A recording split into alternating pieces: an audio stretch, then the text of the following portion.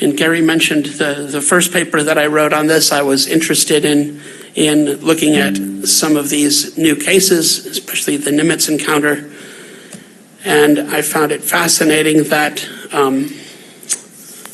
my graphics isn't quite working here. I found it fascinating that these things were, these tic-tac shaped objects were observed to drop from about 28,000 feet to sea level in 0.78 seconds. That is crazy and really anomalous. How anomalous? Do the math, do the calculations. This is actually, I've criticized other physicists who've said, well, the analysis was rather simple. And my response to this was like, yes, you should have done it. Your students could have done it. And in fact, there was a class in Georgia, a high school class in Georgia, high school physics class that used this paper as an example on how you can make estimates of kinematics. So if you look at this, you can estimate the minimum acceleration, which comes about from the object would have accelerated halfway and then decelerated the other half of the way. That gives you a lower bound for the acceleration, which comes out to be around 5,000 Gs, 5,000 times the acceleration of gravity. No, people aren't going to survive this. Most equipment won't survive this. An F-35's wings will rip off at about 13 Gs. So 5,000 Gs is really anomalous. We estimated the power, and of course to do this you need to know the mass. We don't know the mass. These things were estimated to be about the size of an F-18, and an F-18 is around 10,000 kilograms of mass. We decided let's take a much lower bound, let's take 1/10 of that. So we just assuming that this was maybe 1/10 of the mass of an F-18, you come out to a power that you can't read under there easily of 1,100 gigawatts of power.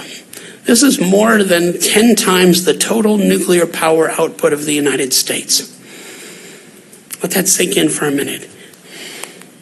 1,000 gigawatts. If you remember the movie Back to the Future, when he's got to power up his car, 1.2 gigawatts? I mean, that was 1.2 and he's all freaking out. This is 1,000. This is one craft the size of an F-18. How does this happen? We don't know. This is where the anomaly is. This has been known for a long time. Hermann Oberth was the German father of modern rocketry. He was a mentor of Wernher von Braun. There's Hermann in the front center, the very grumpy gentleman there. Why is he so grumpy? He's grumpy because in 1954, he gave a lecture on flying saucers where he pointed out that they have been measured to travel at speeds of 19 kilometers a second, which is about 42,000 miles an hour. And he points out that he actually says, if there would only be 3 or 4 measurements, I would not rely upon them. I would wait for few further measurements. But there's existing more than 50 such measurements, radar measurements, in 1954. That's like 70 years ago. This was known 70 years ago that these things are flying at spacecraft speeds. Why do people always assume they're spacecraft? It's simple, because they fly as fast as spacecraft do. This doesn't take a PhD to figure this out. Yet PhDs can't handle it. Here's another work done by French researcher Claude Poher, who looked at the radar observations at Minot Air Force Base in 1968.